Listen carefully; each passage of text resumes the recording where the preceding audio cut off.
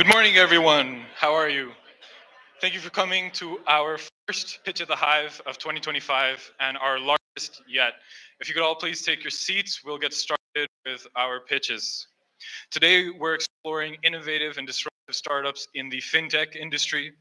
We're joined by Ricken from The Hobby. We have Payman from Remork, Olivier from Credit Loop, and Philip from Pay Solutions. We're also joined by a panel of experts from Nua Capital, Emirates NBD, and MasterCard, as well as regulators from DFSA. We hope you join our event. Thank you for coming. First off, I would like to introduce our first startup, Ricken Patel. Ricken actually flew here all the way from the UK just to be with us today. So Ricken, please, if you could take the stage. Thank you very much. Just wanted to check it works.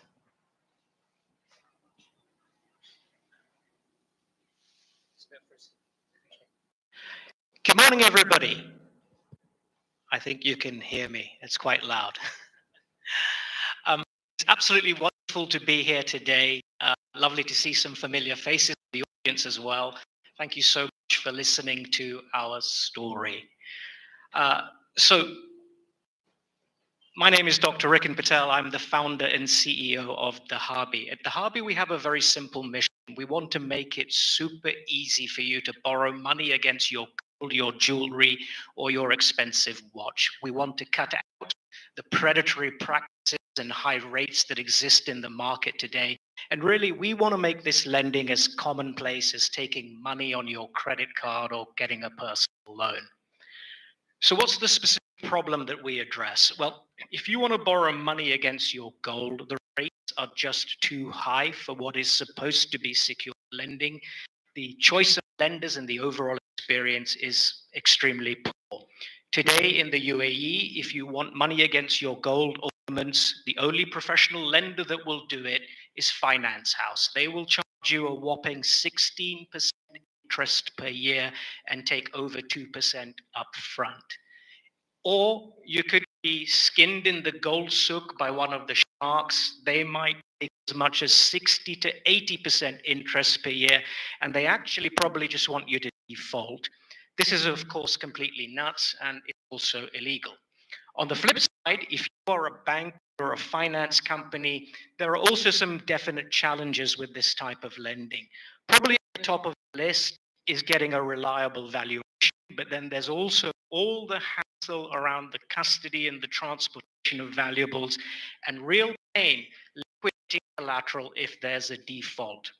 All of this stuff is process and admin heavy. It's not a core competency of the banks, and consequently, it's a space that really has been overlooked by the mainstream lenders. So what's the solution? Well, naturally, it's us. It's the Hobby platform. Our platform is essentially a bridge between borrowers and lenders that integrates jewelers to give all parties confidence. Our jewelers provide an accurate appraisal. They can use their vaults for custody, and most importantly, they guarantee a future minimum value for any items, giving lenders the certainty that they need.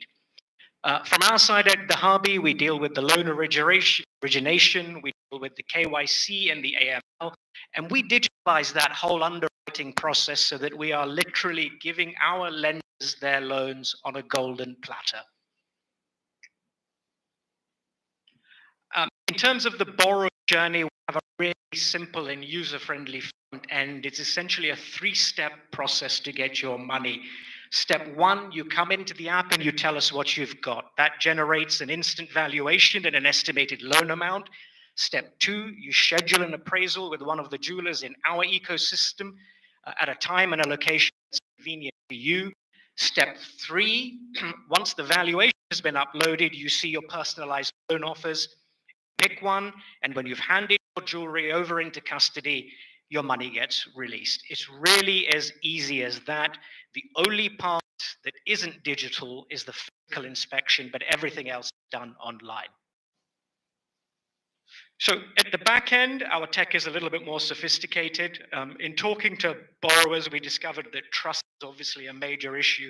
People want to know where their items are, and they want, comfort and confidence that there's been no tampering. So we use multimodal AI in our custody chain to ensure that items haven't been switched out, and obviously to keep track of them at all times. We deploy machine learning for our lenders to help them manage and price their risk.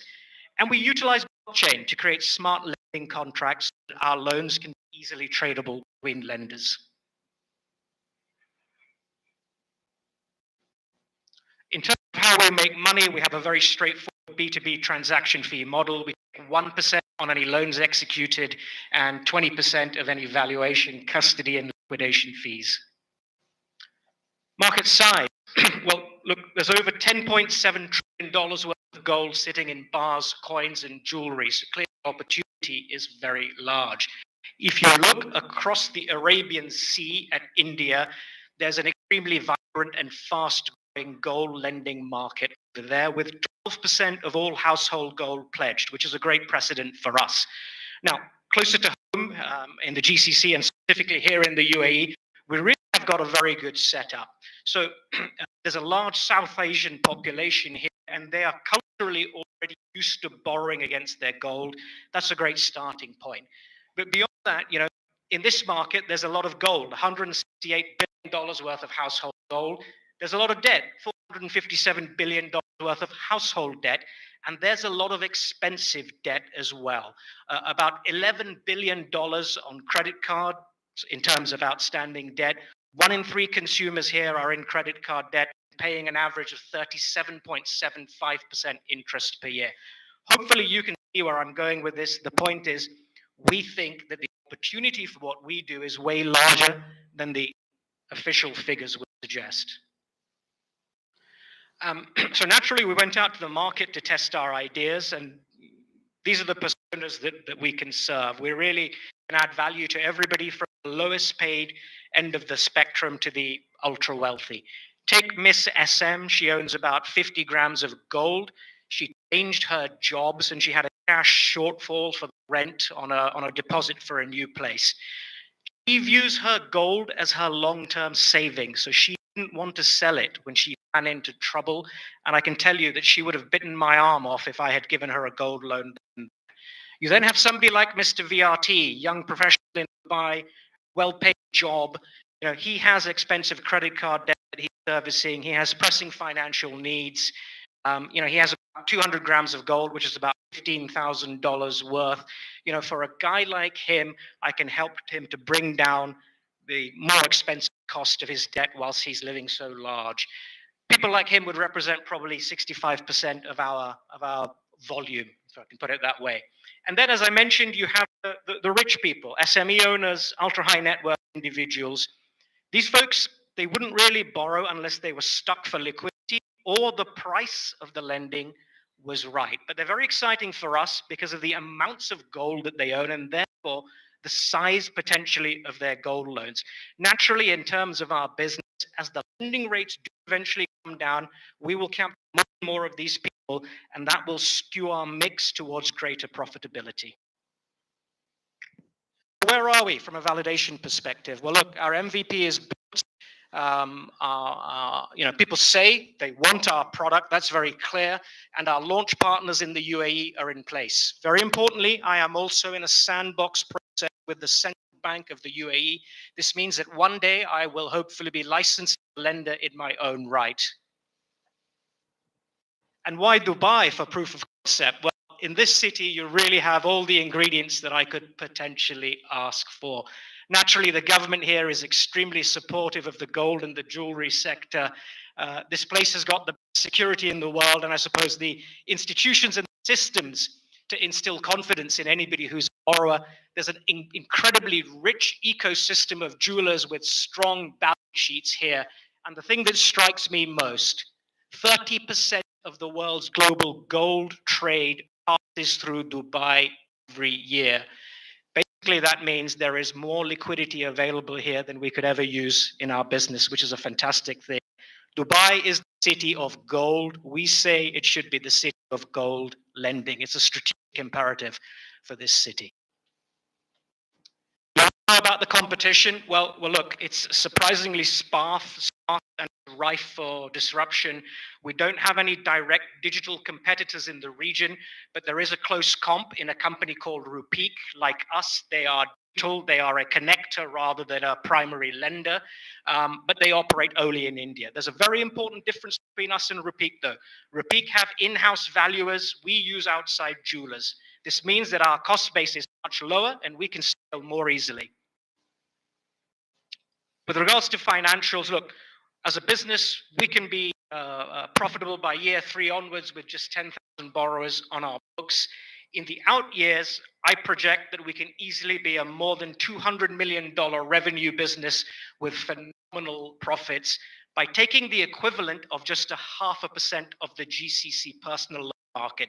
This is not aggressive by any means. And very importantly, if I do get that license from the central bank, and once I've understood and owned my customer, if I decide to become the lender, I can easily triple my revenues overnight. The team is absolutely first class. I am ex-JP Morgan, UBS. I set up the UBS equities business in Middle East and North Africa. And in fact, I'm the guy that set up the UBS Saudi swap business when foreigners didn't have access to that market. I'm also a successfully exited second-time FinTech founder of my wealth tech company at Alpha Solutions.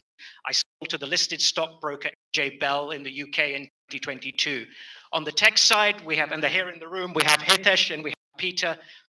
Hitesh has built over 300 apps in his career. He's won grants from the European Commission and the government of Russia, amongst other people, and worked at big names like Netflix.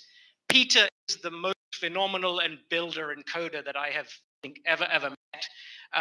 He makes it look like child's play. He also has very relevant experience at Aviva Bank in Europe and OTP Bank in Hungary. We have Mihai on our product, and we have a super talented young UI UX designer, Prem. All of these guys are really first-class individuals. In terms of our journey and our funding, we have pre-seed investments from Antler and from Qatar Development Bank. We're raising $1.5 million so that we can launch and to give us a couple of years of runway for our operations. So what does the future hold? Well, look, imagine if I could take your entire portfolio of gold, of jewelry, of expensive watches, the stuff that's sitting around at home, you're worried about people nicking it, that's gathering dust and doing nothing. Come to me, I will itemize, I will value it, I will store it safely with our custody solution for free. And instead of giving you a cash loan, I will give you a credit card at a much lower interest rate on which you can spend at will. That, my friends, is the future. Now, if your wife wants to wear that fancy piece, no problem. Come into the app, withdraw it, your credit limit comes down, return it to the vault, your credit limit goes back up again. That's the Harby card. We say your idle asset isn't ideal at all, it's your ideal asset. That's it. Thank you so much. Happy to take your questions, comments.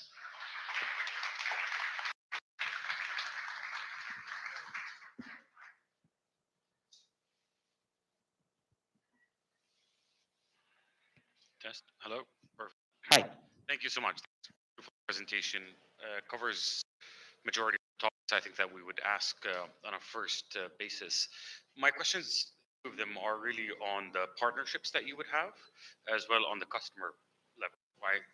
We're an early stage venture capital fund. So on the partnerships, can you explain a little bit more about what partnerships and distribution channels are critical for your growth, and how do you expect those to evolve over time? And on the customer acquisition component, can you shed some light on how would you acquire customers? Thanks very much for the questions. So naturally, lending is a licensed activity, right? I cannot start until I am working with a licensed lender. The first licensed lender who we will work with are Mawarad Finance in Dubai, whose name you saw up on the board. And ultimately, we would like to have as many lenders in the ecosystem as possible. I'm delighted we have Emirates MBA here. Perhaps they'll give me a look in as well.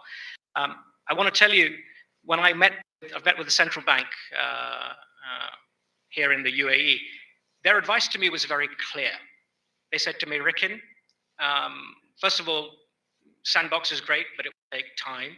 Secondly, the way that you start your business is by partnering with somebody with a license, and a finance company will be faster than even bank. So the more of these relationships I build, the greater the ecosystem is. We could eventually create that marketplace where we actually create a market for lending and there's some competitive tension. That's where I want to get to. That would be wonderful. I hope that answers your question, and with time it will evolve. Eventually, if we have the license ourselves, we actually enable peer-to-peer lending. And what do I mean by this? Yes, it could be lending to your friend and having a seamless and secure process, contracts all created by us. But actually, what we'll do is all illegal lending that's happening under the table, we'll just stamp it out. Those guys will have no choice but to come to my platform rather than doing it illegally. It won't make sense for them to do it. And by we'll have such great eyes on the market, we will know what's going on. So that's the plan as it stands at the moment. And of course, if I want to do the card with our friends at MasterCard and hopefully a bank and so on and so forth, I need finance. So that's clear. Maybe one day you can give me not just equity check, but a venture debt check so that we can put a spread and lend. Customer acquisition. It's very interesting. I can do standard stuff. I've been encouraged by people to go and spend some Google marketing dollars and so on and so forth. And I've held off it for now, right? So my customer acquisition, it will of course involve those standard things, but I think that there is a big opportunity to get people on board through community engagement, actually, right? I think word of mouth will be very important when people start to borrow and they say they have a good experience, and hopefully that can mushroom. And the way that I'm thinking about this is that there are specific communities that I want to target to do this, specific community groups where we can get early traction. I've had fantastic interactions with the Hindu temple up the road in Abu Dhabi. Not to be a private equity pitch for them, but the Swaminarayan Mandir has got 1,100 temples globally. A temple in Abu Dhabi, on a quiet day in summer, there'd be 3,000 people. On a normal day, there'd be 10,000 people. A festival day, there'd be 65,000 people. So if I get the word out the right way through community engagement, whether it's Indian community, Filipino community, Dawood Bohra community, Ismaili community, all places where I have access and excellent relationships, I think that's a fantastic starting point for customer acquisition. I'd love to have one of those billboards on Sheikh Zayed Road when you're driving across. Don't take the Emirates MBD Skywards card. That's bullshit.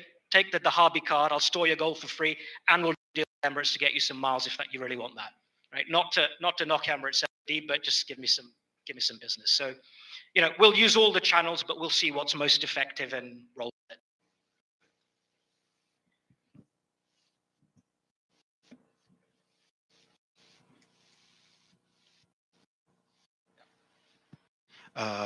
How do you guarantee scaling up your business when collateral is a physical asset?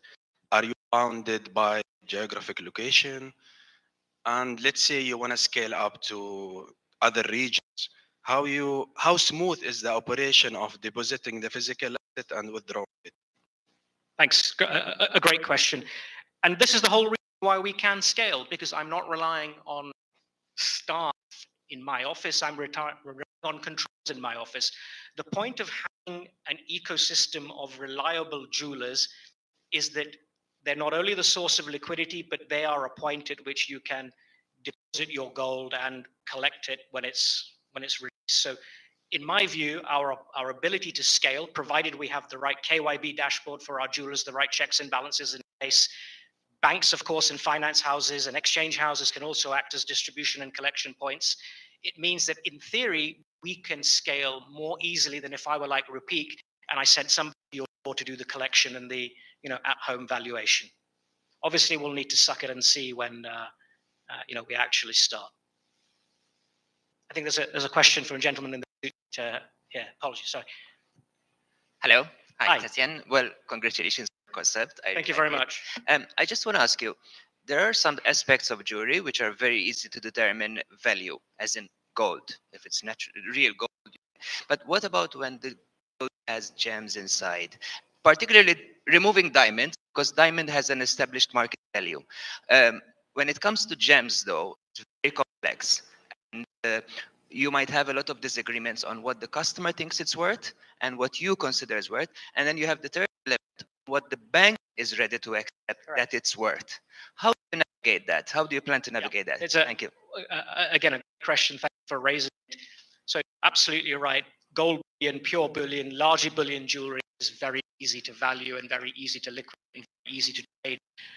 Branded jewelry, gemstones-based jewelry, expensive watches is a completely different game and requires a different level of expertise, which is expertise that our jeweler ecosystem have and that we are building. The simple answer to your question is actually the most important person in that equation is the lender and what the lender is willing to do, which is why our model is very, very important. So why do I have this system of a jeweler giving me a guaranteed mark-to-market bid for any items? Because that's truly a binding mark-to-market fire sale value at which that jeweler will buy that item. Naturally, he's buying at a price at which he's going to make profit. So what will end up is it will mean that, the borrower in many instances is going to be disappointed as to the amount of money that they can borrow. Okay, but there's a competitive tension here, right? Unfortunately, in life, you cannot have your cake and eat it. If you want a high LTV and a low rate, that's only going to happen if you've got 999 pure gold. If you have jewelry, you're unfortunately going to have to forego some of your LTV to get a rate at which a lender will act. And what are we doing? I am enabling that collateralization mechanism and that liquidation mechanism by having an ecosystem where I know with a certain, this is the price at which you can exit your risk. Candidly, all that I'm doing here is using my experience from many years at the bank, where we would have big clients and we would securitize portfolios of securities for them and give them money, money against their stocks and shares, money against their bonds. I'm just applying it to the jewelry world. It's an amazing world because it needs someone like me to come in and disrupt it, which is why I'm doing it. I'm not super clever, right? So I have to do the things that are easy. Please go ahead.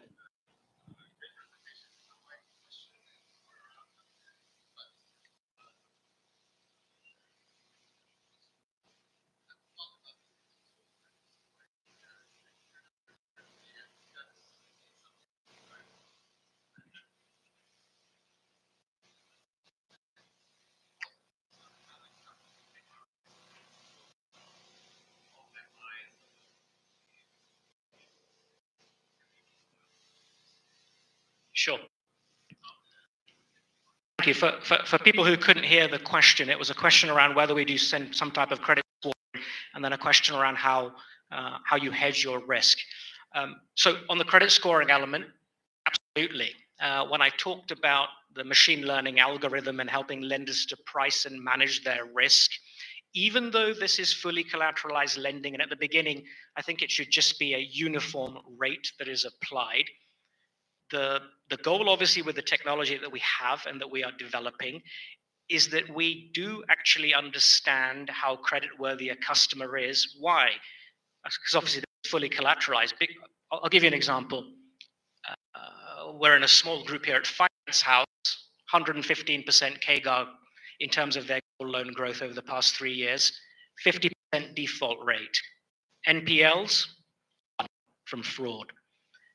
50% default rate is very, very important. They didn't lose money, but if you're Emirates MBD and my credit scoring and my data tells me that, not to pick on Hitesh is more likely to default than Peter.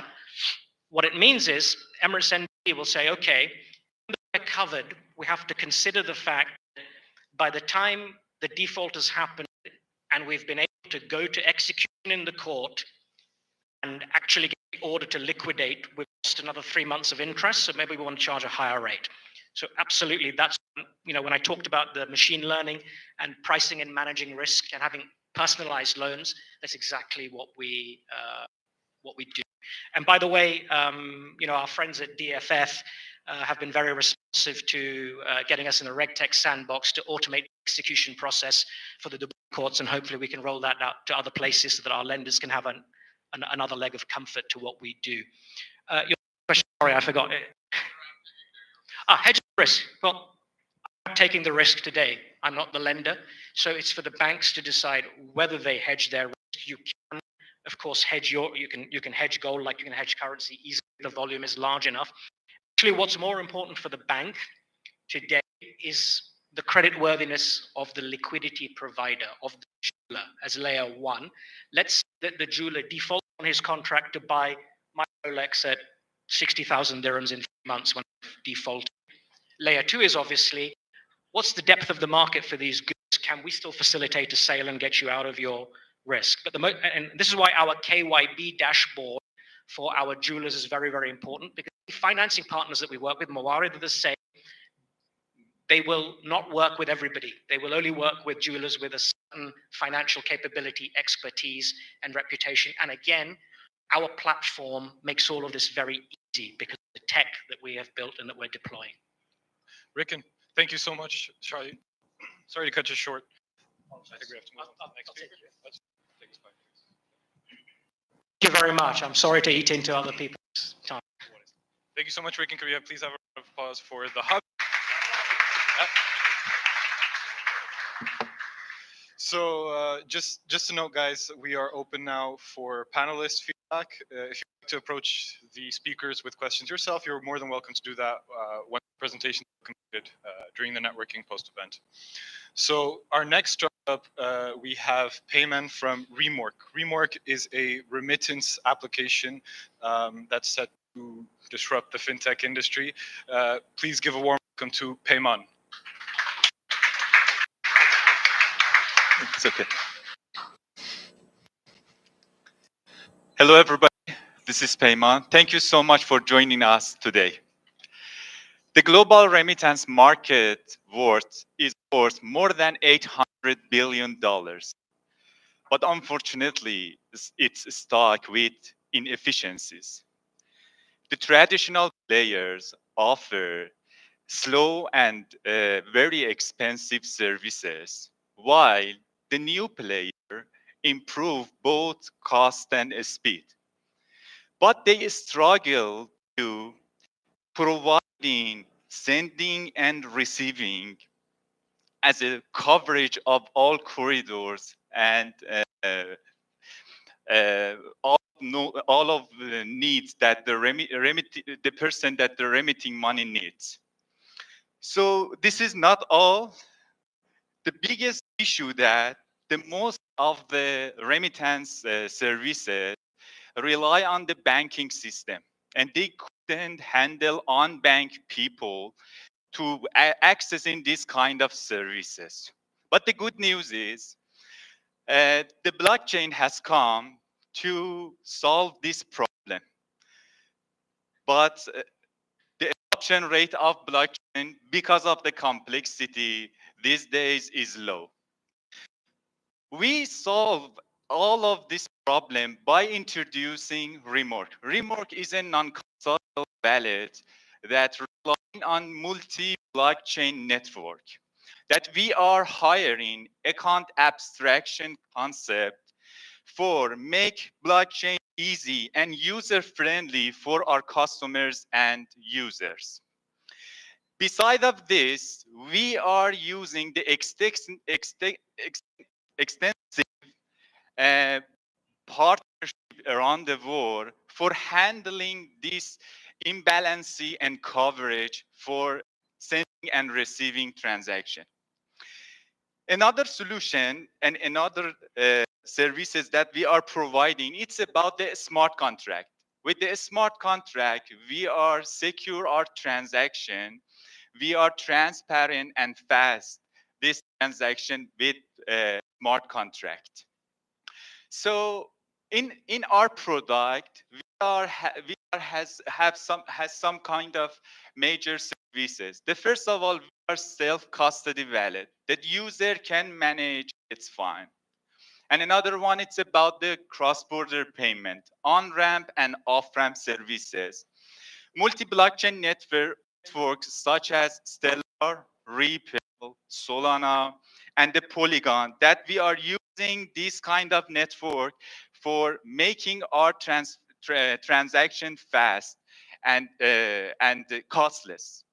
Another thing, it's about the gasless transaction, batch transaction, and social logging, that this is the kind of standard for account abstraction.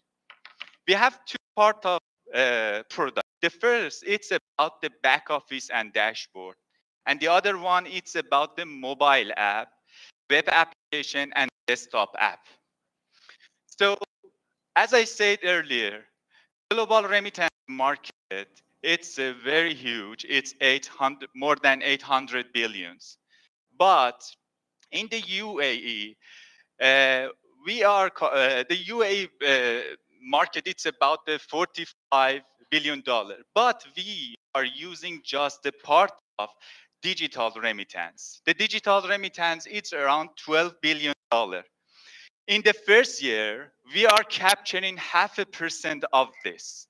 Based on this chart, the first year we are capture 0.5% of this market, and the end of and the year of 15% of market will be achieved.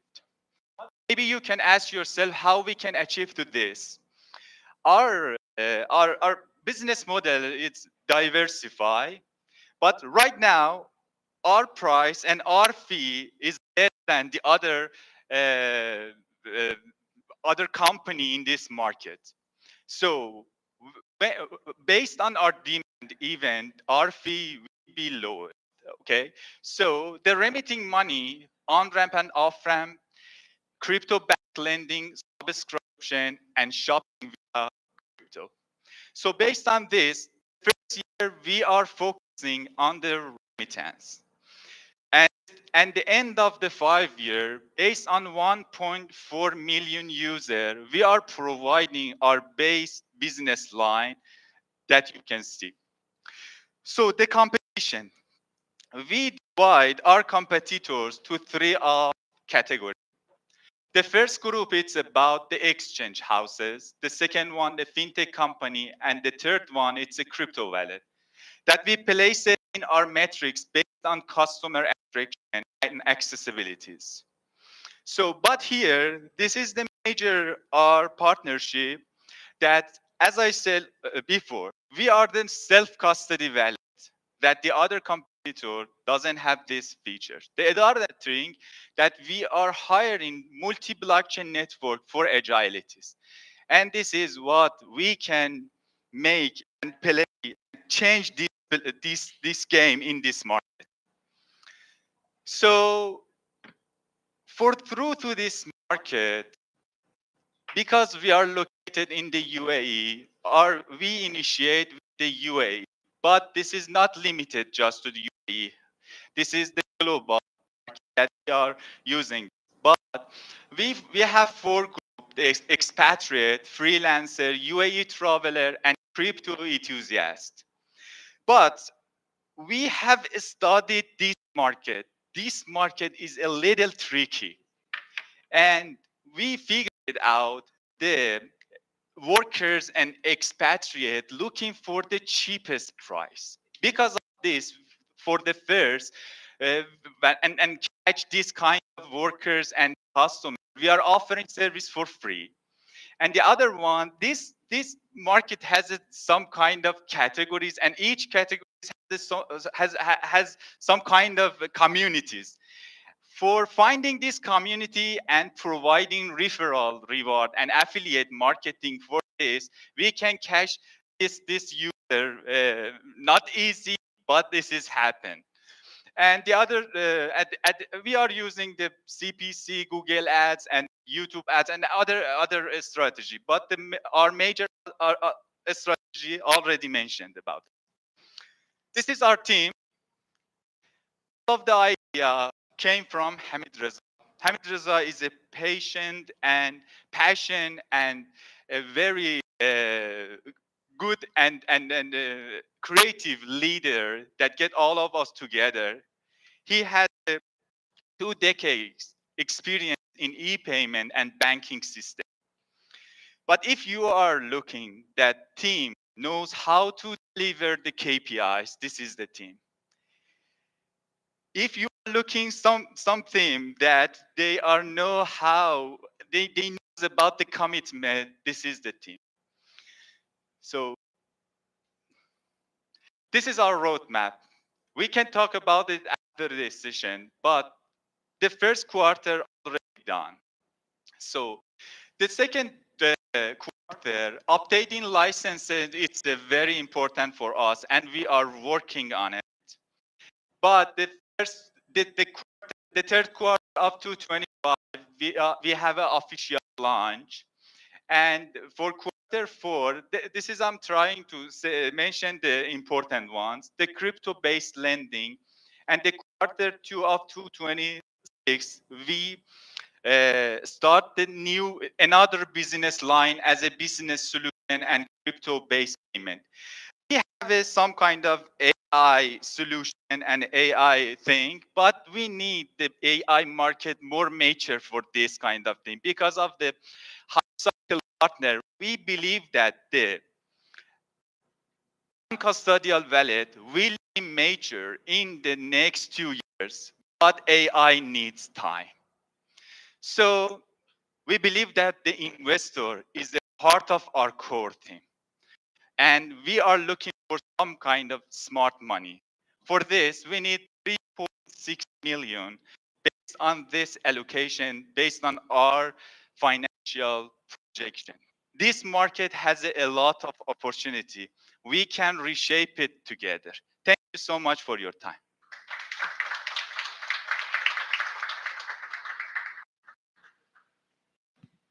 Hello. Hello. Thank you. I just wanted to understand a little bit more about a few of the models that you've shared, specifically on the customer side, understanding that in the UAE specifically, given the large number of expats and the good digital and internet penetration, access is available to many of the personas in the UAE. But then on a global scale, on the receiving end of the remittances, how do you plan on tackling the acquisition of the receiving end?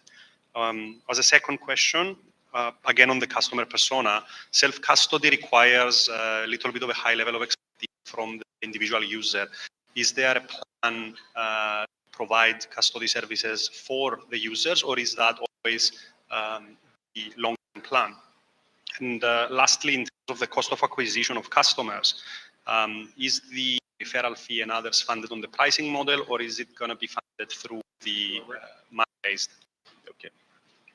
So for the first question about as you know, the customer acquisition cost in the UAE is a little more of the other places.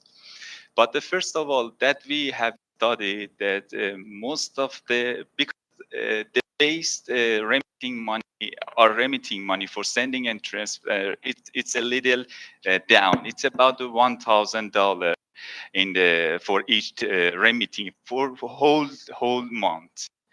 Well, based on this, that we studied out, the most of the workers and in the for example Indian nationality, Pakistani nationality, Filipino nationality, this is the most. But through to this nationality, it's not easy. We have to give the cheapest price for them. For the first, the Indian nationality is not part of our plan. We are focusing on the Pakistani nationality and Filipino nationality for the first, because after it's some kind of connection that I talk about the communities. They have own communities for connecting to this. What about the custody wallet? Our prophecy is about the non-custody wallet, and we are hiring account abstraction or make it easy. Already, what we have done in our MVP, there is no need any knowledge of cryptocurrency. Everybody can make it. Just need to know another ID number of receiver. Just put it, and everything will be done.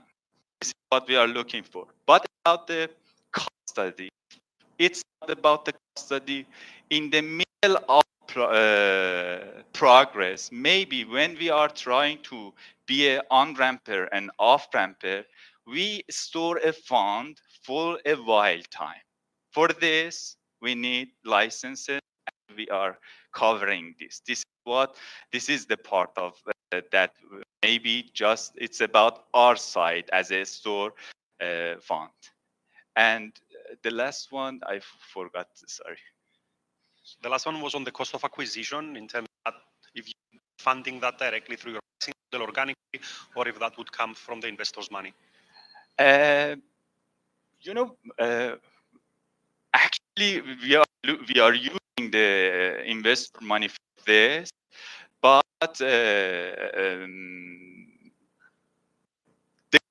the cost, it's all of this. The first, it's not just about the cost acquisition cost, because the price of the developing service and all of this together. But how can I say? We can spend this with the, for example, CPU or other things, but we minimize and adjust this. We can after that share it, because this is some kind of assumption in our financial projection, and based on this we minimize all of the price, and we believe that this is worth.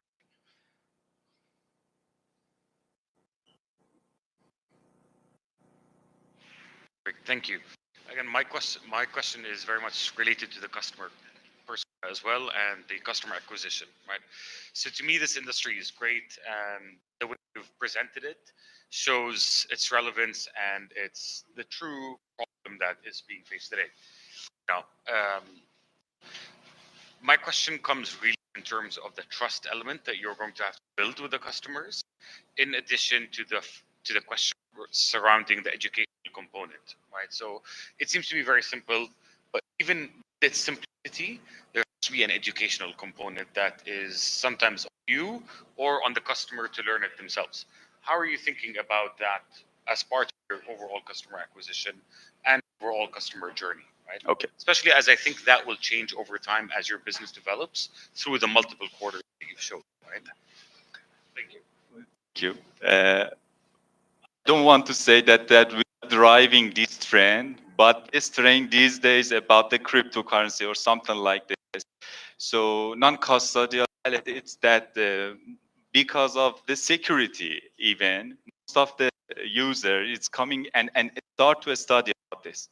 But for this education things, we can using the generative AI or something like this for make this easier. But what I'm talking about, it's about the account abstraction. This is come for make it easy. This is not any complexity. It's the same as the other platform, but it's a fast. It's you don't engage to any complexity, you know. And another thing that the only thing that customer need knows that how we can convert all of those things. Even they don't need the strength publicly or something like this. Even because even with the social logging, remove all of those things and put it all of this with the social logging users, and even about the recovery. Yeah, I know this is the trade-off, because when we are talking about non-custody wallet, we say that there is no need to third party involve this. Yeah, but the complexity need the because simplicity needs some trade-off. Thank you for your presentation. I have a question around you. So mentioned you want to also support on-ramp, off-ramp as well. So like, given that in the UAE, the remittance market is quite competitive and you have lots of players from digital wallet already playing in this field. So I guess like price would be the lever that you guys are trying to with in order to make it competitive in that market. But the corridors that you are targeting, so I'm not sure if the level of digital savviness is that high to people go at first try to use it crypto or like a blockchain as a solution for remittance.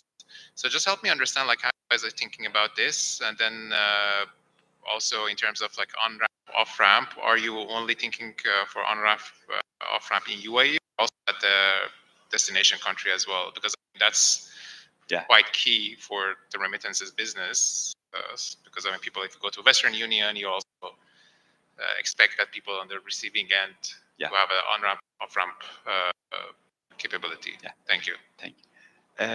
As I mentioned, for the first stage, we are using our on-ramp and off-ramp network. Already we have some contract with some kind of off-ramp and on-ramp here, where we are using their license here for doing this. But the question is, so we are off-ramp and on-ramp in UAE, it's okay. But the destination, what will be happen? Most of the time, it's about the imbalance. Already, we are covering 170 countries with just 2 partnerships. Okay, when we are expanding this partnership in more than 20 partnerships, the base, with the good user base, this is only just for covering imbalances as that corridor that couldn't service this unbanked people and the other. But in the UAE, we are in the middle of talking about the licenses because we are need Cat 3D and Cat 3, and in generation 2 we need it's a money transmission and other thing about this just for off ramper and on ramper here in the one side, even this side and the other side. But I know that this is the issue and this is the correct question. But another thing, it's about we are funding our liquidity in this some kind of specific destination even. For example, in Egypt has some kind of liquidity there. And for example, in the Pakistan has some kind of liquidity there. But don't forget that we are using the repair. Even we want to talk about this with the repair that has their own structure in each one of this anchor point or something like this. Okay, and we are covering this with this kind of structure. Thank you, everyone. Thank you so much for your time. Thank you so much, Biman. Next up, we have Olivia and FX from Trading Loop.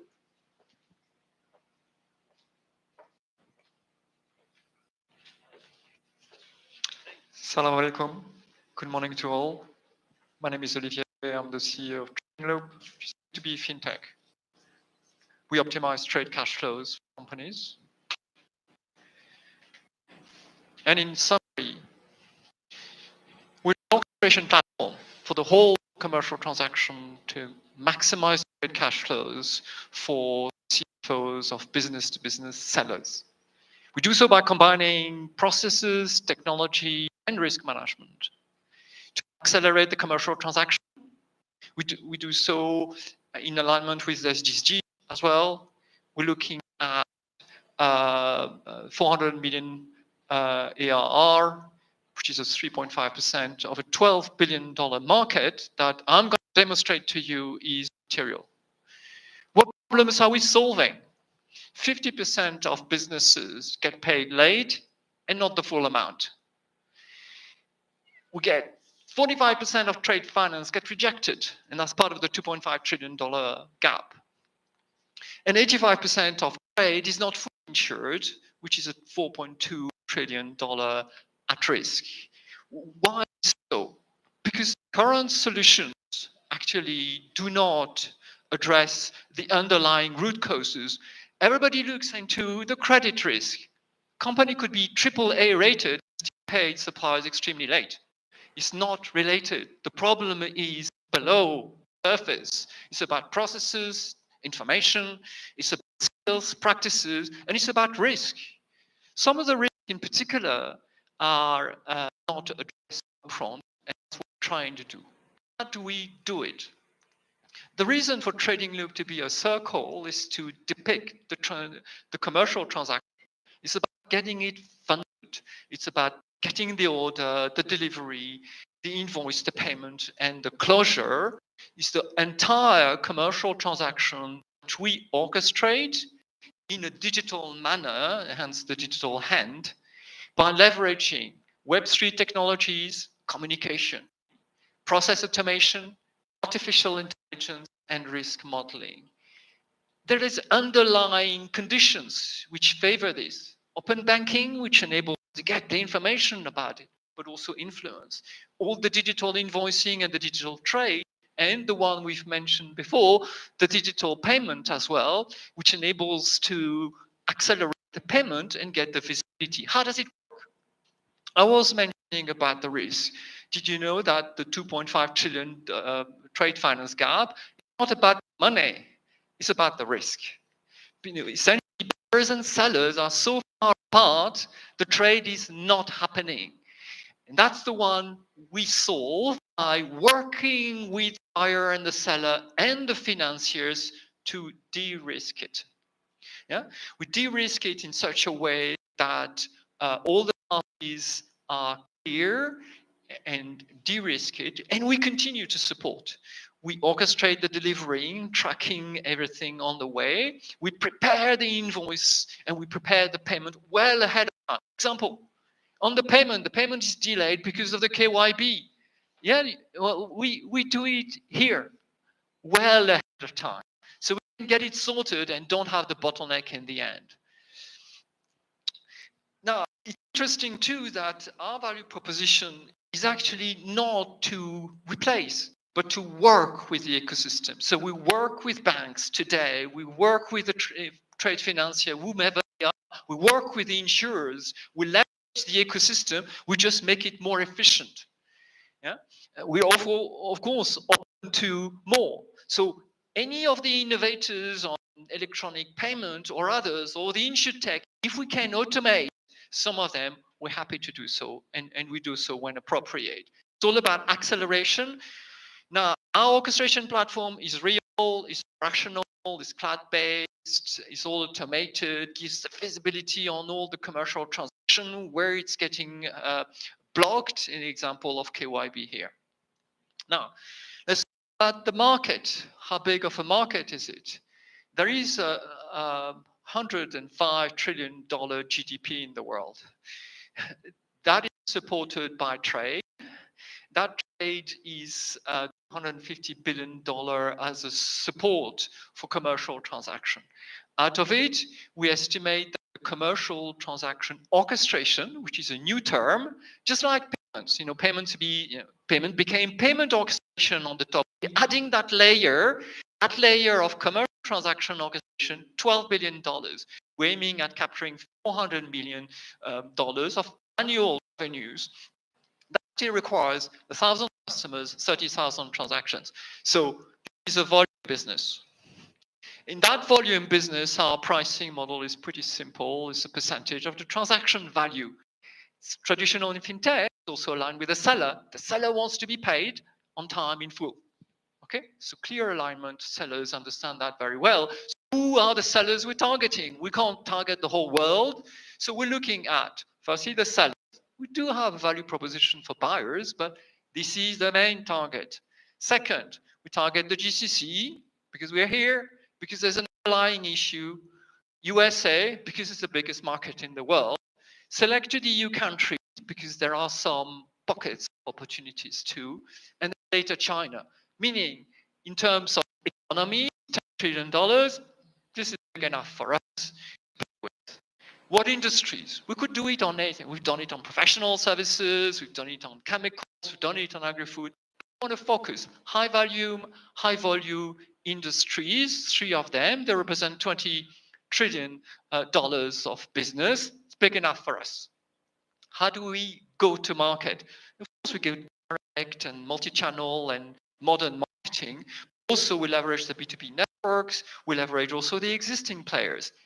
To any chamber of commerce, and you'll get the feedback that members complain they don't get paid on time.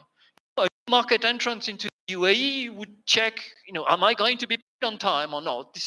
And therefore, there's an opportunity to create a competitive advantage in the UAE by ensuring people get paid on time versus other markets where it's not happening. And others, including credit insurers, where we have very good partnerships. So how do we compete? There are incumbents. Some of them are pure software players, collection software, but they are essentially efficient in terms of cost, not very effective. They're not getting money, you do not by sending an email to a buyer that you're going to be paid. Let's be clear. You can use artificial intelligence and bombard the buyer with email. This is not solving the problem. You see, you send the debt collectors, and there are many of the players, but here in the UAE, send a debt collector to a big UAE company, you never do business again. Yeah. So we're not debt collectors. We are problem solvers. We are here trying to be more effective and more efficient, and we're problem solvers, not debt collectors. And we are fast. It could take them weeks and months to get it. It takes us 5 minutes to get started. It takes us a few hours to get a transaction approved. What does it mean in terms of revenues? It means that we're projecting $50 million in 5 years. The margins we have through automated is more than 60%. So it's pretty good. I think there's an inflection point here, and it's backed by essentially the following roadmap. With 35 years of work experience, I know all about order-to-cash processes, and I fixed it one client at a time. I designed a technology that went through MPV, got tested, updated, automated. Now we're going into extreme automation this year on the back of existing paying customers into more early adopters. So companies that are keen to adopt it, which is important. Zero implementation cost. There's no IT implementation with us. We get started in 5 minutes. And then we're looking at the bigger game in 2026, which I'll be happy to expand on Q&A. Who are we? So we're a team. I've got a lot of experience, including very successful American startups. I've been in the UAE for more than 6 years. I've been partner at KPMG. And I'm working with François Xavier here as an expert on commodity trading. We have an expert on FMCG who's also looking at Qatar. We've got a head of operations, global operations in Europe. And then we've got IT developers. We've got on all, we are the architect. We're not outsourcing the IT, but we have individual developers.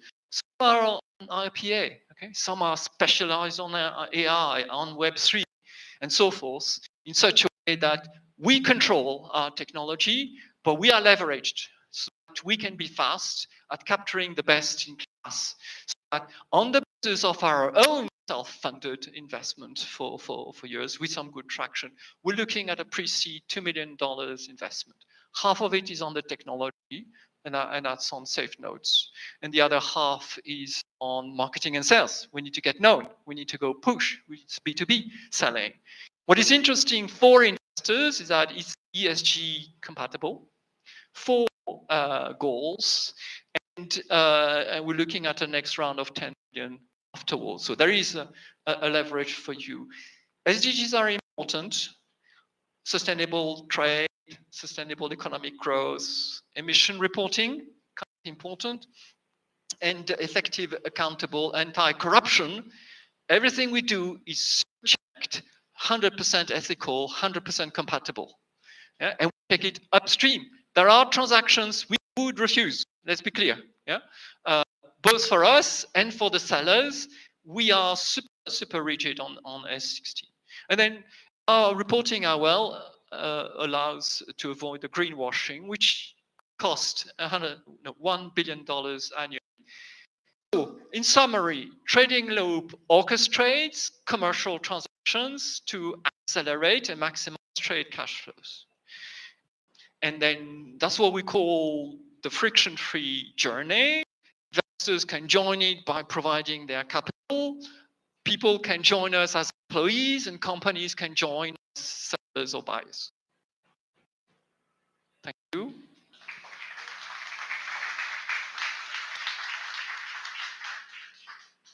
Any questions? Xavier and I would happily answer. Thank you so much for your presentation, Oliver.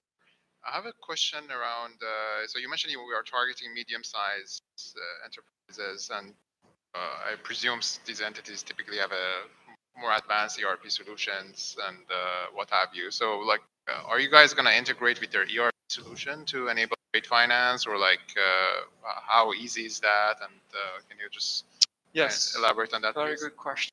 So we've defined it in the following manner. We're an orchestration layer that has two components. One is a service, the other one is a technology. On the service side, we work with all of those players to make things happen. It's about getting the activities done, zero integration. Okay? A lot of communication with the players, email, pretty effective. Yeah? But a lot of information collection, documents, and so forth. So we've created a layer on the top of existing system, and that works. Later, we'll also add an IT integration layer that connects all of these. So right now, somebody who's got SAP can still work with us. Okay, we complement and we're compatible. Later, in 2026, we'll be fully integrated with SAP.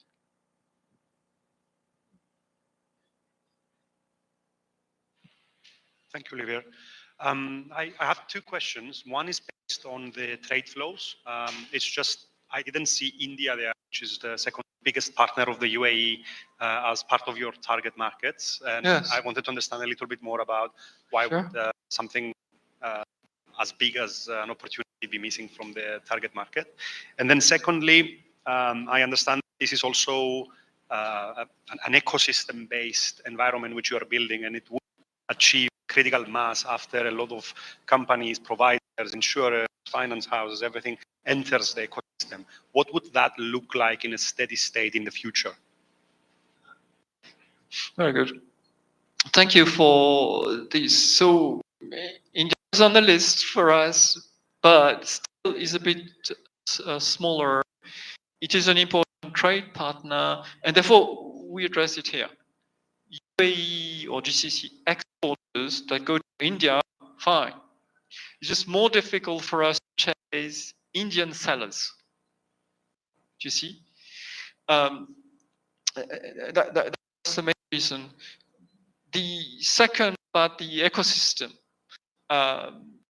So yes, at term, we envision to go beyond the current individual partnerships we have to be more inclusive of all and be like a marketplace. That's why we call it a platform. You know, there's a lot of, so in the platforms means that, let's say, a bank providing trade finance would find us to be one additional channel among its portfolio to originate and distribute the risk. So yes, definitely. And we're all inclusive, meaning we match each player's specific strategy, appetite, and risk exposure. Yeah, that's why we need to have a large number of, so as to very quickly get the right partner to assess the corresponding unique situation and revert back to them with a very quantified risk assessment. That's the one we start with. Very unique. I've done risk assessment on supply chain for decades. I've trained people on it, and I've been quite disappointed it was not embraced. That's why we embrace it, we calculate. So we don't give you, oh, there is a moderate risk. We come back to you and say, this is the value at risk. And the remaining, to mitigate the remaining value, we go for insurance to transfer the risk, so that in the end, ideally, there's a zero value at risk. Thank you. On my end, I think it's a question related particularly to what you're saying is the bread and butter of the business, which is driving efficiency process, right? Which seems to be very much driven by tech. I didn't catch so much in terms of how was the tech built, who built the tech, and what's your mitigant against, being leapfrogged by other technologies that might come up so fast overnight or over a couple of weeks, make this a little bit not as efficient as you are currently targeting today. It's a good question. Let's backtrack a second on the positioning. So there is an element of efficiency, which is many companies, especially the sellers, talk to a CFO and say, okay, I want, $10 per transaction to support my order to cash. Okay, they're here. Well, if you do so, take up a collection software. Because our game, we want to bring you cash conversion. Yeah, we care about the results more than about this. Now, how do we do it on technology? So we really studied hard based on a lot of experiences. I've implemented procurement systems, ERPs, and all the rest of it. I've designed processes throughout. I mean, let's face it, business processes are super difficult to design. You've got the four companies. Among them, KPMG is the best. You know, and I designed on something that is 10 times better. So business process-wise, we've got a huge collection of business processes that we've documented and are extremely good. That's the first element.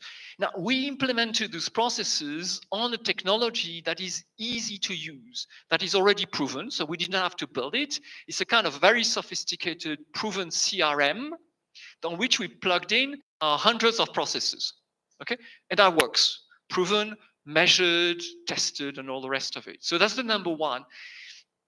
The second, on that basis, then we added pieces of technology. So we added artificial intelligence. Now, do we have the means to train a large language model? No, let's face it.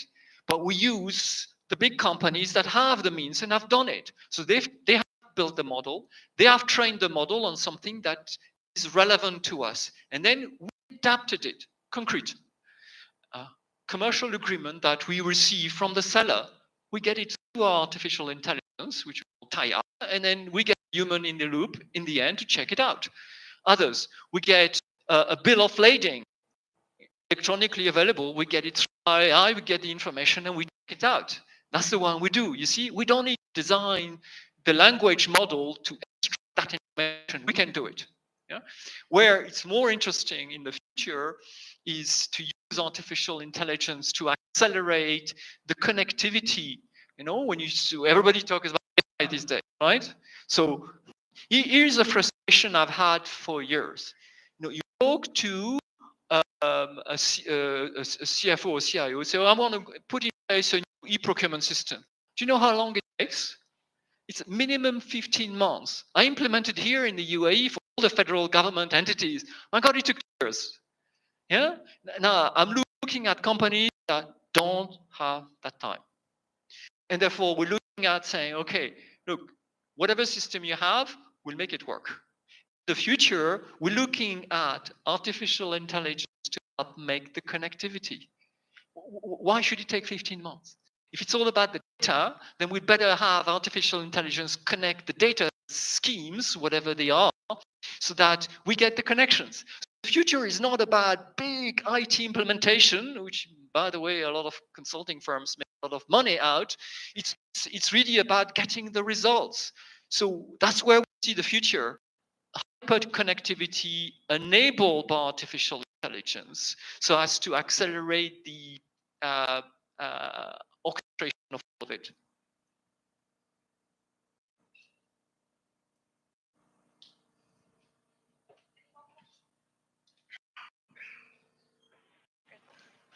Thank you so much, Olivia and FX.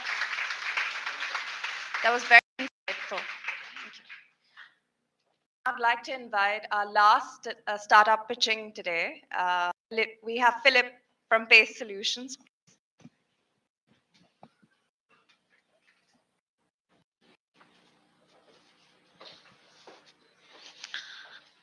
Good morning, ladies and gentlemen.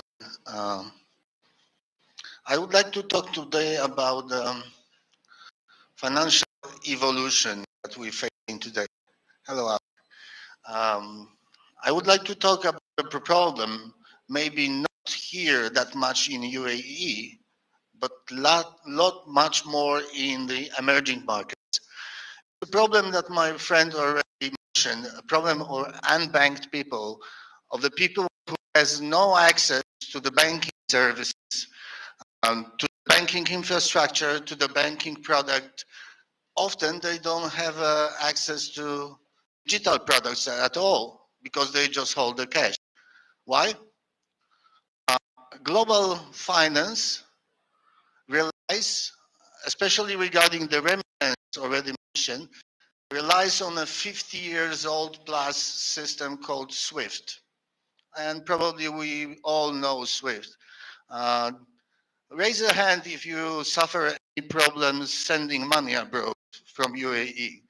So, yeah, I see a lot of people. I've been suffering that many times myself, sending money to uh, not the third world countries, but to Europe and waiting 5 weeks. And the money finally returned to me and they charge me a couple of percent for that. Yeah? And we have intermediary bank sitting on our money, doing back and forth, and at the end there is no result. So the system is slow, the system is expensive, and the system excludes 2 billion, almost 2 billion people. So what we can do about it?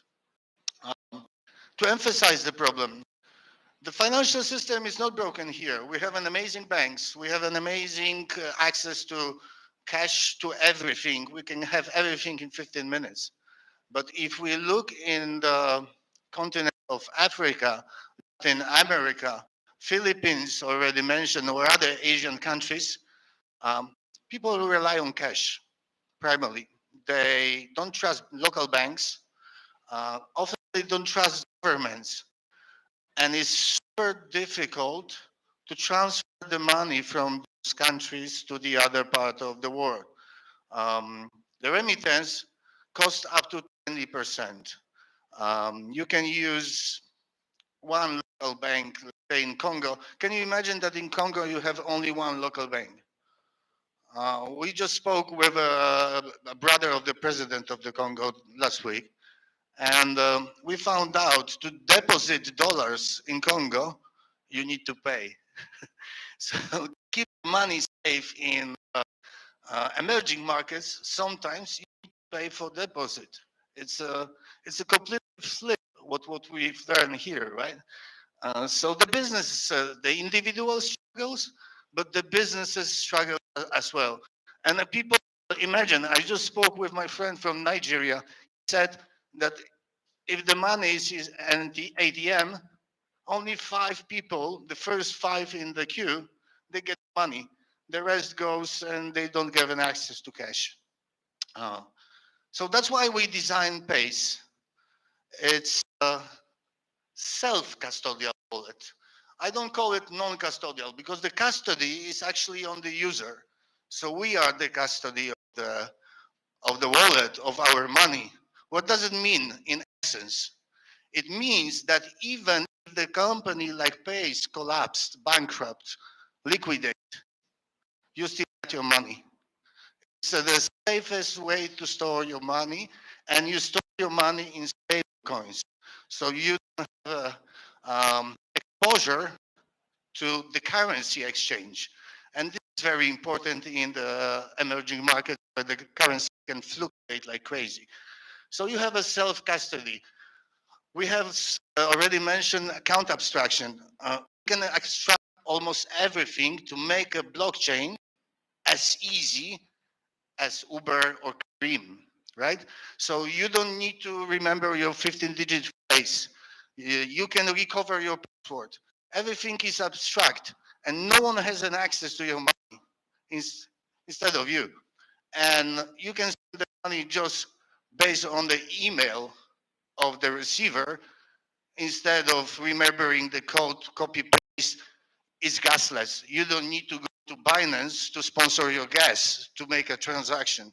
It's super easy to make a blockchain 2025 now very adaptable. So one platform, instant access, and the magic, it's white label.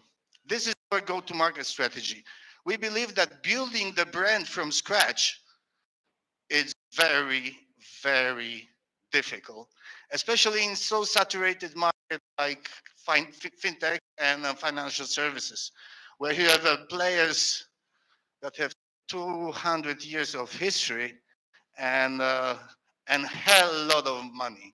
So there are 3 pillars of our value. Security, I already mentioned, you own your money, it's your money. We have no access to your wallet. Even if an authorities loans to us, we say you need to go to the individual who hold the wallet because he's the only one who has an access, right? So it's everything is on you. Also, on top of that, we run a security audits, external security audits, and we ensure our transaction, our company. The second, the speed. I already mentioned 5 weeks, 5 days, hours compared to seconds. This is a revolution in speed.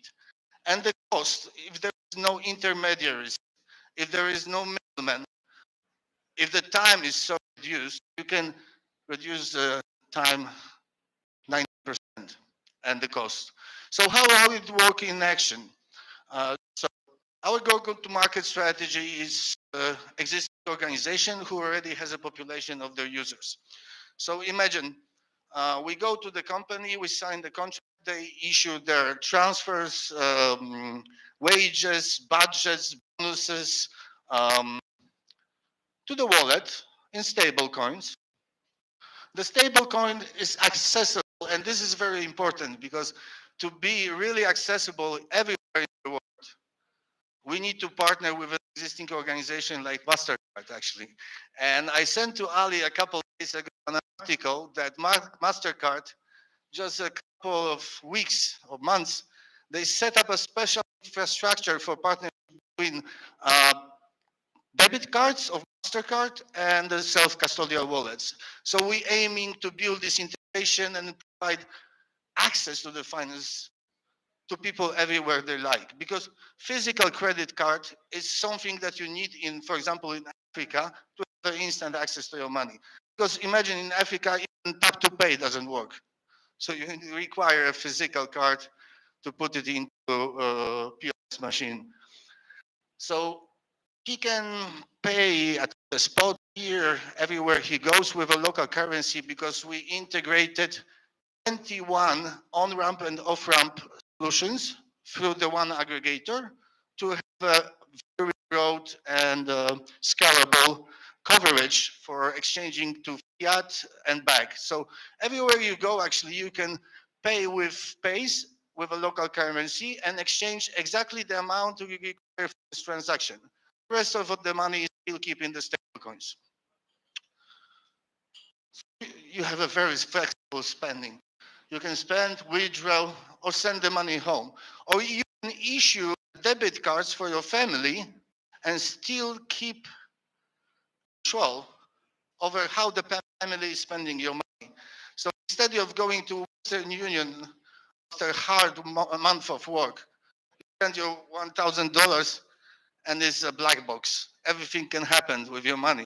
If you issue a card for your wife, for your education of kids, for this, for this, for that, for over this period, still hold the control over how they spend your money, which is, I think, very rare. And I already mentioned, no middleman, no friction, very easy process for everybody. The money remittance, already mentioned by my fellow, the cost reduction is massive. The transfer time is very limited. And companies, banks, or whoever is in money remittance, they can, with a switch, open over 100 of the new corridors. Because if we have a self-custody, we can send money everywhere in the world.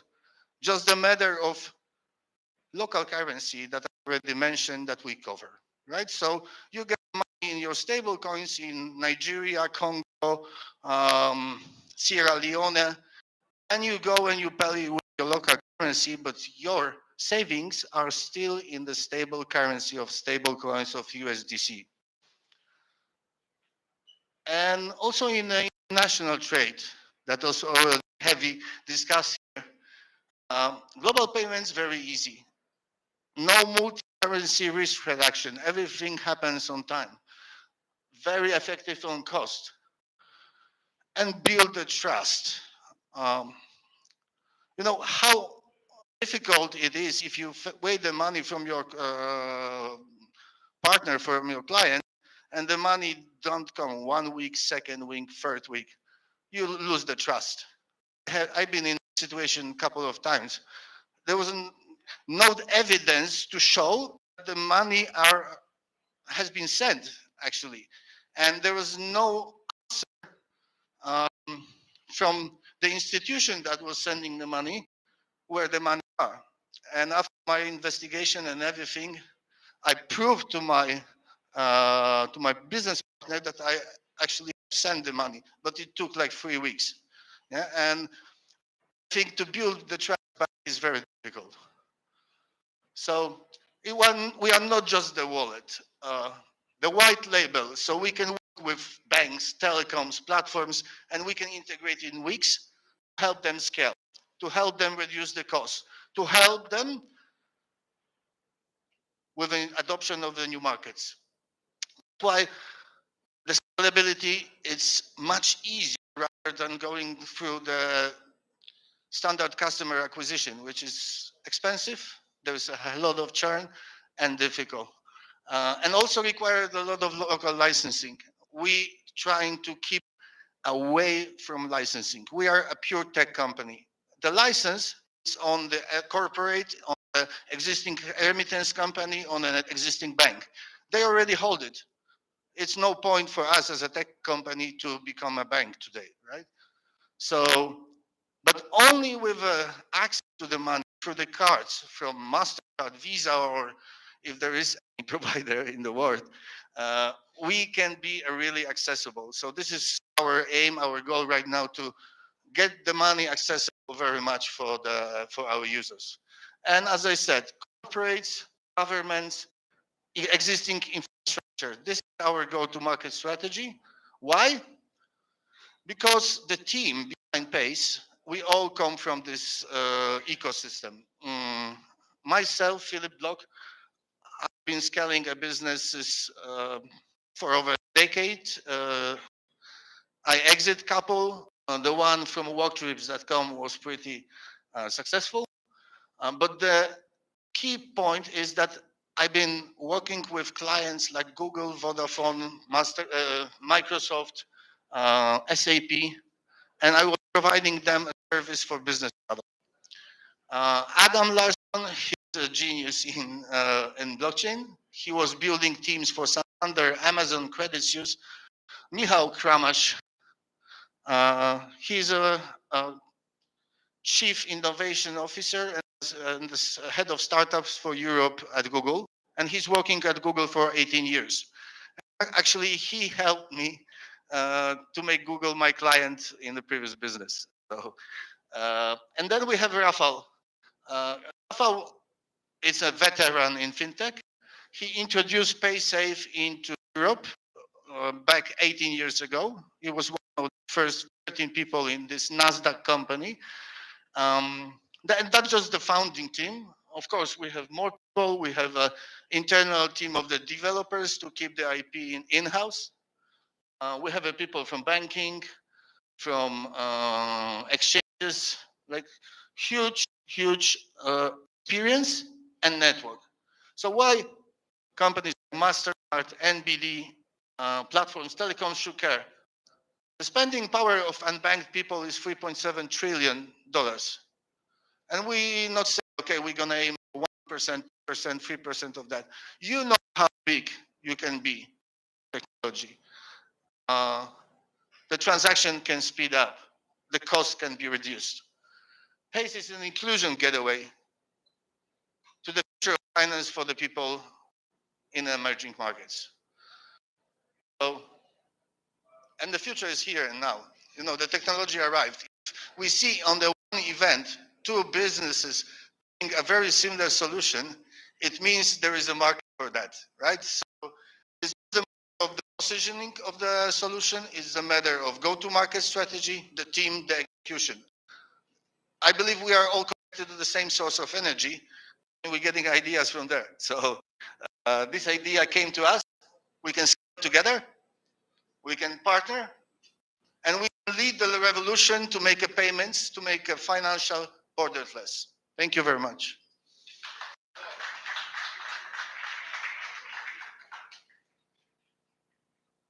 Yeah, thank you for that. Can you walk us through where you are in the journey of building this.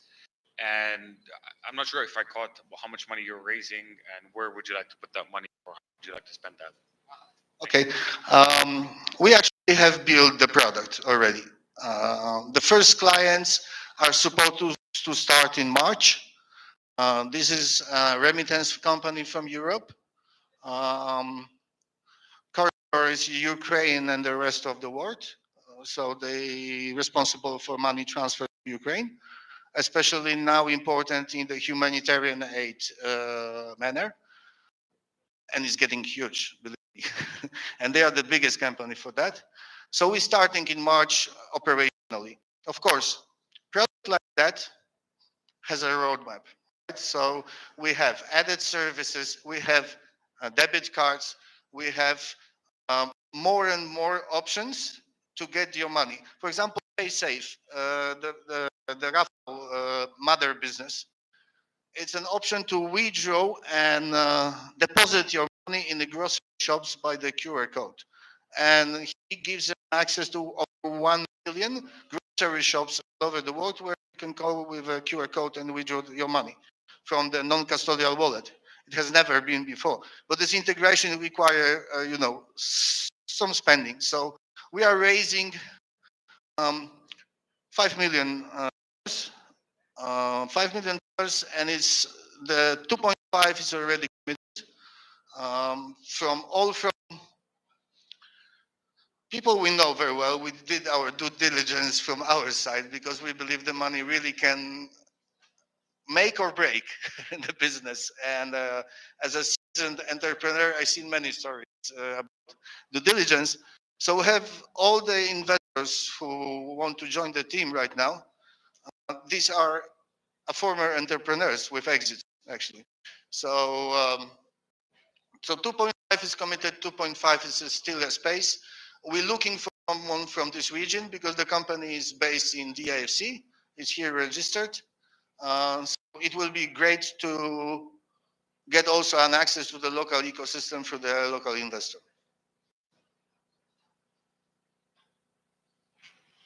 Philip, thank you very much. Thank you. So, excuse me. Sorry. So just to understand a little bit more about the KYC and AML element, given that these are going to be global transactions, there's a lot of things going around from both the wholesale side and the retail side, but this is now giving access through stablecoin. So what is the, let's say, defense mechanism against AML, and is there any KYC process at the start of the product? I would like to understand a little bit more about that. And on the second side, it's more about the customer acceptance and usability as well on the destinations. So we mentioned a lot about Africa. Yes. Is there any understanding of the demographics, about the internet penetration, for example? You talked a lot about cash dependence. How is the card playing a role in that, given high cash dependence? Okay, thank you very much for these questions. Regarding compliance, so KYC, KYB, KYT, IML, we rely on the highest standards because if we want to work with these organizations I already mentioned, like Google, SAP, and others, there's no way to come to them with anything gray or shadow, right? So the standards of KYC, KYB, and IML are the highest. Brought by, for example, he took actually the same level of standards from PaySafe. So this is the level of standards. The KYC, KYB are done by the company. You probably know it's called Sums Up. It's an external, it's an industry standard regarding these regulations. Our RML is 70 pages actually, so it's pretty robust. Of course, we are exposed to the risk of crypto industry, right? But in essence, we are not the crypto business. We don't touch the cryptocurrencies. We only work on the stable coin. We don't do any type of investments or anything like that at the moment, of course, because there are a lot of protocols on smart contracts you can provide to this type of wallet. So peer-to-peer lending, investment, prepaid products, all of that can be accessible and raise, of course, our transactions and our revenue. Yeah. And the second question about the Africa. So, as I mentioned, we speak directly with people around the governments in Africa, and with a big corporate, or with the people who has an access to the African market. I'll give you an example of the company I met with from here. It's called Mondia Group. They're selling 65 countries. In Africa, they are the strongest. And they're selling wallets to the telcos. So they have 80 clients, a telco client, they just provide them wallets. They don't do any technology. They just provide an external technology like us. And I had a meeting with the founder and CEO of this company last week. So this is our go-to-market strategy. We believe that the corridor is already there. And also, to be honest, and I think it's like a Polish secret, African is a very corrupt country. Continent, sorry. Um, it requires to be flexible. But if you go to the government or the people around the government and you say, hey, you can build your infrastructure, financial infrastructure, and you can be the boss of that, here's white label, you don't need to bribe those people because you give them a way to earn money, big money, right? So I think that's the way to get to the African countries. We check that with a couple. They are very open.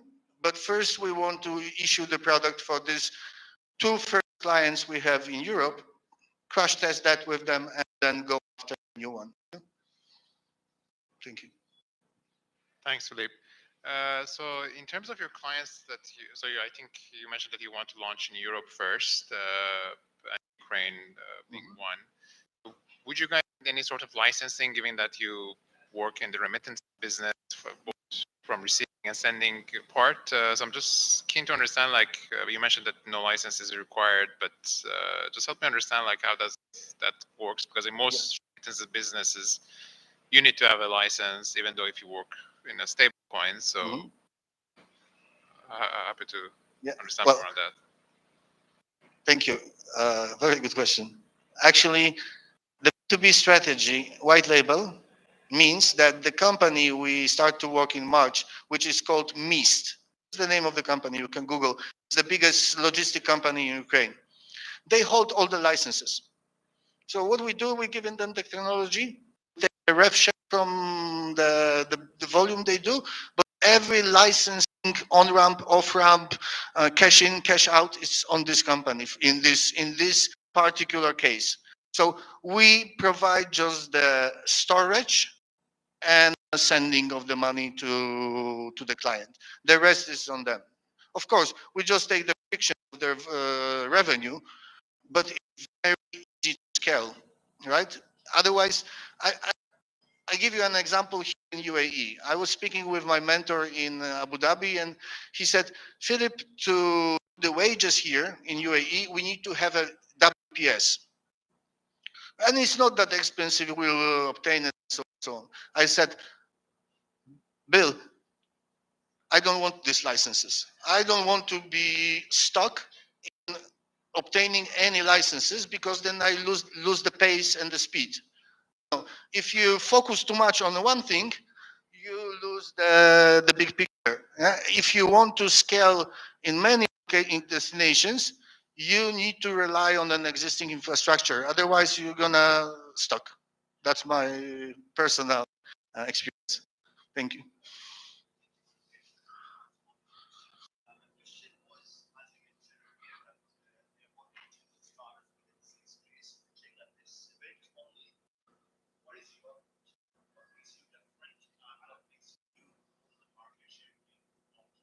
Okay.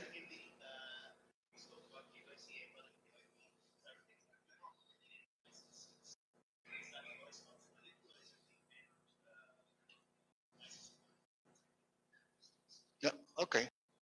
So first of all, I think the differentiator is in the go-to-market strategy. That's the biggest differentiator because we are going after existing network that we built for over 20 years, selling business or services to the same clients. That's the point, right? So I will not reinvent the wheel. I already did it. I already did it, sold it, exit, make money, invested, and now want to do it again on something that is needed by the market. So as my colleagues, they develop the same technology because the market needed today.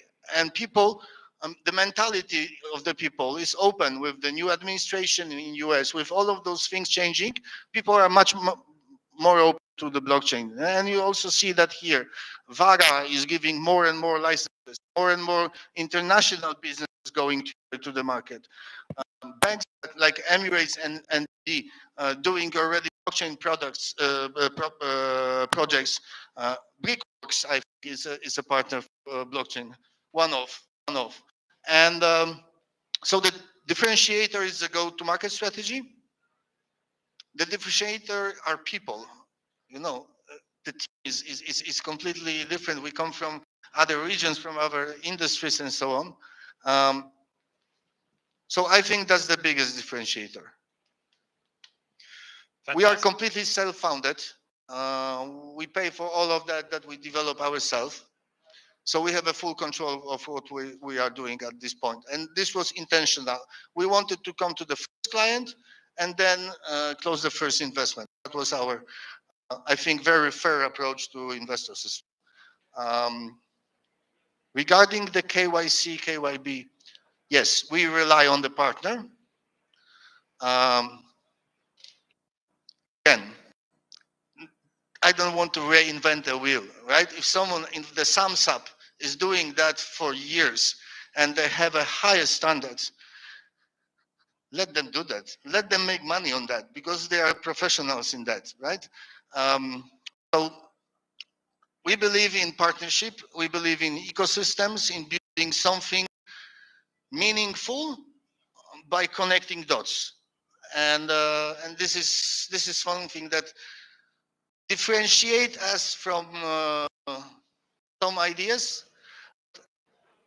One final sentence. I believe that different is overrated. Amazing. Thank you, Philip. And I think that's a good. Thank you very much. Thank you. You can leave it at the table. So just to close off, thank you to everyone who attended. Thank you to all the startups as well as the panels for joining. Pitch at the Hive is a special event that we like to do every month because of how we connect the community, really. That's what our events are about. We often mention that Ignite is a win-win ecosystem. So whether you want to join as a mentor, vendor, investor, that's all possible. But at the core, we are founder first, startup first, right? So just an insight into our upcoming events, 2025, we plan to be everywhere. We are exhibiting at Leap, Saudi, AI Everything, Step Dubai. So if you're going, please feel free to meet us there.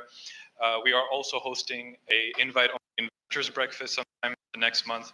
So we hope to see you regardless of event or location. We hope to see you interact within the community. And for a full list of all of our events coming up, you can visit ignite.ae.